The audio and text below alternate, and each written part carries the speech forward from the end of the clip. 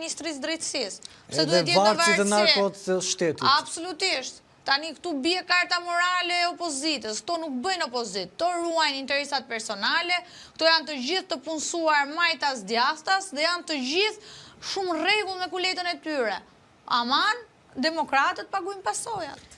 Alisja, para se të kaloj tek pyetja e radhës, do doja të falenderoja secilin prej teleshikuesve që na ndjek live në këto momente, që është shpërndan në live-in në diaspor, por edhe në Shqipëri, por dhe mund të komentojë dhe t'japi opinionet e veta, mendimet e veta mbi ngjarjet dhe do të thoja mbi situatat konkrete, në fakt, çfarë po ndodh konkretisht dhe se si do të vazhdoj kjo betejë politike, por dhe mund të adresohen duke na shkruar në emailin ton, por dhe duke na dhënë ide për tema apo intervista të caktuara. Do doja në fakt të rikthesha përsëri Alesia tek ajo se çfarë po ndodh në kampin e mazhorancë. Erion Velia i sot është pasekurave, disa thonë e shiti Rama, disa thonë e kapi drejtësia, disa thonë lëreni që të flasi në Këshillin Bashkiak, ish deputeti i PD-s Dash Sula ka bërë një analizë dhe ka thënë ndër të tjera që nëse ai do vinte në Këshillin Bashkiak, atëherë ai do mbrojë. Çfarë ndodh konkretisht? Atëherë është një procedurë e cila mund të komentohet në dy anë. Ana parë është që të japim veston edhe mirëbesimin kryeministrit që Tirana ka shumë punë dhe te këto punë i duhet një menaxher i mirë, siç ishte Erion Velia në rastin konkret, dhe duke parë kausin që mund të jetë bërë, e shef nevojshme që këtë pushtet ta delegoj diku tjetër, pasi nuk e përballon dot fluksin. Nga ana e dytë mund të jetë edhe një goditje që Erion Velia si është bërë nga klane brenda për brenda Partisë Socialiste për ta eliminuar politikisht.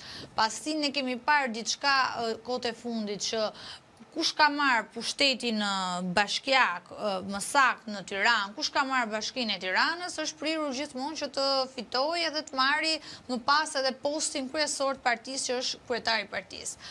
Edhe këtu është luajtur një lojë e frikshme pushteti, një lojë ku një klan ka dalë më i fortë se klani tjetër dhe pa diskutim që Erion Velia i ka rënë prej klanit kundërshtar. Nga ana tjetër pastaj, për pjesën e Këshillit Bashkiak, unë kam qenë ndër ato zëra që e kam sulmuar më shumë Erion Velin, por unë gjithashtu si avokate që jam, mendoj që çdo njeri ka drejt të ketë një proces të drejtë dhe të rregullt ligjor. Dhe pa diskutim, shkarkimi i tij nuk ishte shkarkim në kushte normale, dhe çdo njeri i cili është i pafajshëm derisa të provohet e kundërta, ka të drejtën e tij për të dëgjuar, për të dhënë argumentat e tij, qoftë edhe në mbrojtje të vetes tij dhe për dëgjuar për çfarë po shkarkohet në fund të ditës, sepse në këto momente që ne flasim nuk është se ka ndonjë vendim formës prerë për zotin Velia.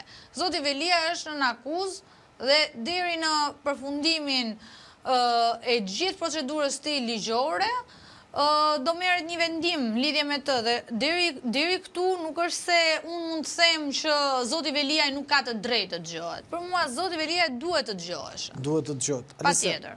Në qoftë se qëndrojmë në këto zhvillime, do doja në fakt të komentoja një prej ngjarjeve e cila ka kaluar pak në heshtje, por një propozim i ardhur nga Gjingjoni për të mobilizuar protestuesit dhe deputetët e Partisë Demokratike duhet të mblidhin nga 1.000 euro, diçka e tillë ishte shumë. Çfarë po ndodh me PD-n? A e ka humbur busullën e opozitës, a e ka humbur busullën e asaj se çfarë po ndodh konkretisht? Tani, unë nuk e di që Partia Demokratike janë larguar njerëzit që duhet paguaj nga 1.000 euro që cillin njerëzit. Tani, ishtë të korruptuarit e sistemi drejtësisë nuk mund të bëjnë kurse si moralin politik. Me këtë e nis dhe me këtë e mbyll të diskutim. Gjingjoni është një individ i cili ka dalë i korruptuar nga sistemi drejtësisë. Nuk mund të bëjë moralin në parlament. Politika, Partia Demokratike, ka një moral, ka një kauzë dhe pa diskutim ka dhe çfarë i ofron qytetarëve. Sepse në momentin që ti thua, unë po i ofroj nga 1.000 euro, ti po bën shitblerje, më ke se vota. Ky është modeli që do të japi Partia Demokratike popullit. Kështu e ka fituar Gjingjoni mandatin Lezhë, duke hedhur këto 1.000 euro? Ku i ka gjetur këto lekë Gjingjoni? Thot nga rroga e vetaj tani, ata marrin rrogën 3. Po nga 1.000 euro për person do japin. Se Ta di, a do specifikojmë jenë... këtë gjë, se rruga sa është 3 milion, mos Ata gaboj. 20 deputet që janë ata, lese nga 1.000 euro, 20.000 euro. Edhe do i shpërndajnë për mbledh protestuesit.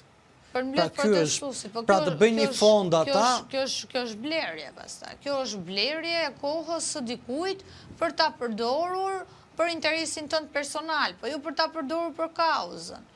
Tani partia ka një kauzë caktuar, ka i moral, ka integritet, ka dhe çfarë idesh t'japi për zhvillimin e shoqërisë. Tani, nëse zhvillimi i shoqërisë është unë paguaj ty për kohën dhe minutën tënde, po mua nuk më intereson kauza dhe unë nuk jam qendrestar, atëherë kjo kauzë nuk vlen. Atëherë kjo kauzë nuk përfaqëson qytetarët, por interesin personal të dikujt ose interesin politik të dikujt, siç është Gjingjoni, që siç blen sot këto protestuesët nga 1.000 euro për qëndruar, nesër mund të blej ca gjëra tjera për të firmosur nëse vin pushtet me këtë shokun e vet ose me atë kushuririn e vet. Ky është modeli politik që ne duam t'i ofrojmë shqiptarëve, shitblerjen.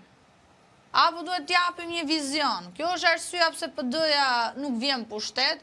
Kjo është arsyeja që individ si Gjingjoni i zëjnë vendin demokratëve të ndershëm dhe thjesht. Ky është modeli si paguhen për dalë më të votuarit në qarkun ku dolën, sepse këto nuk kanë ç'a ofrojnë përveç paras. Këto nuk kanë integritet, këto nuk kanë luftuar për kauzat dhe këto nuk përfaqësojnë demokratët. Më thuaj një arritje që ka bërë ky zotëria që ofron nga 1.000 euro. 1.000 euro, sot njerëzit punon një familje dhe nuk i mbledh dot deri në fund të muajit. Ky ofron nga 1.000 euro sikur nuk shën nga asgjë. Kush është burimi i parave të këtij zotërisë? Këto dhe të tjera pastaj ngelen për të diskutuar. Pra aman, në pamje të parë, është një gjë jashtëzakonisht e shëmtuar që ti duhet të ofrosh lek protestuesve për të qëndruar. Ti blen kohën për një interes personal, por ti tregon që nuk e qëndrestar të kauzave. Sa ato persona që do i vinë Gjingjonit për lek, do t'i shkojnë dhe palës tjetër për lek.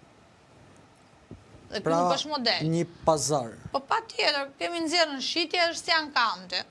Kemi ankant, ti ofron 1.000, unë ofroj 2. Pastaj ti ofron 3, po unë them 4 dhe këtu mbyllet ankante. Po, se gjithmonë ofron më Sepse shumë gjithmonë ai ti. që do ofrohet më shumë, do fitoj, pa diskutim. Jo, unë nuk ofroj më shumë, se unë jam në opozit. Jo, në kontekstin e... Në kontekstin, Gjingjoni ofron të pa fund edhe pse është në opozit. Po tani nga që kanë bërë lekët nga sistemi korruptuar dhe kalbur i drejtësisë, nuk e ka problem 1.000, ai mund t'japi dhe 1 milion euro, varet deri ku shkojnë shifrat e tij, patjetër, varet.